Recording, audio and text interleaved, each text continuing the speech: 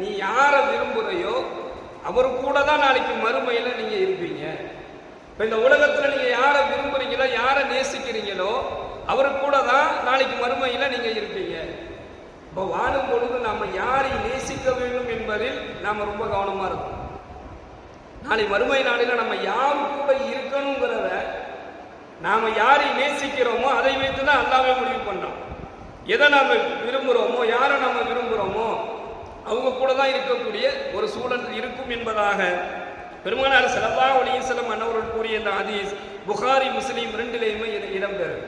இப்ப சகோதரர்களே, அல்லாஹ் சொல்றான், நீங்க இந்த உலகத்துல வாழும் பொழுது யா அய்யுஹல்லதீன ஆமனு தக்குல்லாஹ வ கூனு மஅஸாதிகீன், இது அல்லாஹ் நமக்கு சொல்லி தரக்கூடியது. யாரை விரும்பணும், யாரு கூட இருக்கணும், யாரு கூட பழகணும், யாரை நேசிக்கணுங்கிறத அல்லாஹ் குர்ஆன்ல சொல்லி தரான். ஈமான் கொண்டவர்களே உண்மையாளர்களோடு இருந்து கொள்ளுங்கள் என்பதாக அல்லாஹ் சொல்றான். அப்போ முதலில் நாம இந்த உலகத்துல நேசிக்க வேண்டியது, இந்த உலகத்திலேயே நம்ம விரும்பக்கூடிய அந்த முதல் தகுதி உள்ள அந்த நபர் யார் அப்படின்னு சொன்னா அவர் உண்மையாளராக இருக்கணும்.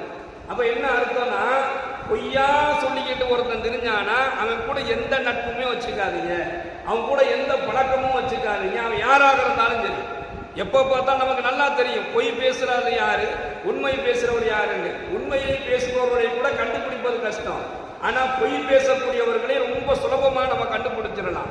அப்ப வாயை திறந்தாலே பொய் பேசுறது, அவதூறு சொல்றது, குழப்பத்தை ஏற்படுத்துறது, சண்டையை மூட்டி விடுறது, இந்த மாதிரி ஆட்களை பார்த்தா நீங்க ஒதுக்கிங்க என்பதாக நாயகம் ஸல்லல்லாஹு அலைஹி வஸல்லம் சொல்றாங்க. ஒருத்தர் உள்ள வரும்பொழுது, ஒருத்தர் பெருமானாருடைய சபைக்கு ஒருத்தர் உள்ள வரும்பொழுது நாயகம் ஸல்லல்லாஹு அலைஹி வஸல்லம் அன்னவர்கள் தன்னை சுற்றி இருக்கக்கூடிய சஹாபாக்களிடத்துல இவர்கிட்ட கொஞ்சம் கவனமா நடந்துக்கு என்பதாக எச்சரித்தாங்க. ஏன்னா அவருடைய செயல்பாடுகள் சரியில்லாம இருந்த காரணத்தினால. அப்போ உண்மையை பேசக்கூடியவர்களோடு இருப்பதை அல்லாஹ் விரும்புறான். இவங்க நல்லவங்க.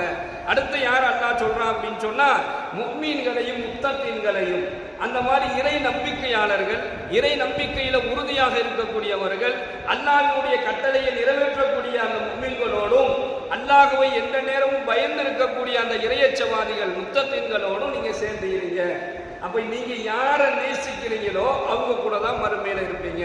நல்லவர்களை நேசித்தால், முஃமின்களை முத்தகீன்களை நேசித்தால், அல்லாஹ்வுடைய தூதர் ஸல்லல்லாஹு அலைஹி வஸல்லம் அன்னவர்கள் மீது நேசம் கொண்டு இந்த உலகத்துல வாழ்ந்தா நாளைக்கு மறுமை நாளில இவங்க கூட இருக்கக்கூடிய ஒரு பாக்கியத்தை அல்லாஹ் வழங்குறான்.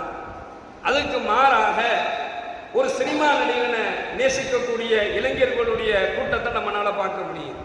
சினிமா நடிகைகளை விரும்பக்கூடிய நம்முடைய